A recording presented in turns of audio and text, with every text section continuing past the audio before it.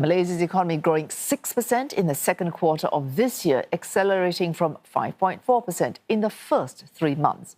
The central bank seeing a full-year growth likely to come in at around 5%. Afifah Ariffin with this report. Household spending in Malaysia remained steady in the second quarter of this year, supported by income growth and ongoing government measures. Investment activity also continued with spending on structures as well as machinery and equipment.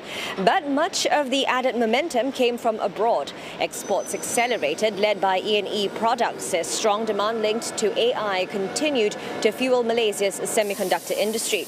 The country's expanding data center industry also helped lift activity in the services sector.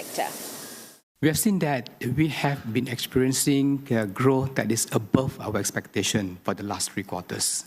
Of course, there will be some adjustment to the drivers of this growth itself, given the uncertainty in the global economy. Having said that, we are confident for this year it will be within our range.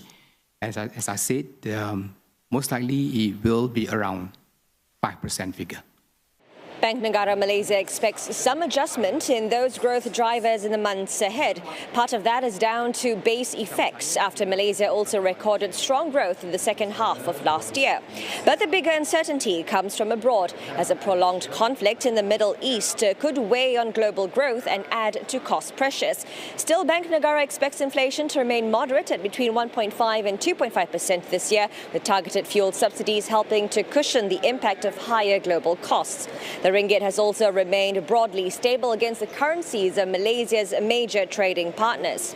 Looking ahead, household spending is expected to remain supported by income growth, while multi-year public and private projects should sustain investment. Demand for E&E products is also expected to stay firm, while tourism and ICT services could provide further support. That leaves the central bank confident Malaysia will remain within its 4 to 5% growth forecast this year, most likely around the top of that range. Afifah Ariffin, CNA, Kuala Lumpur.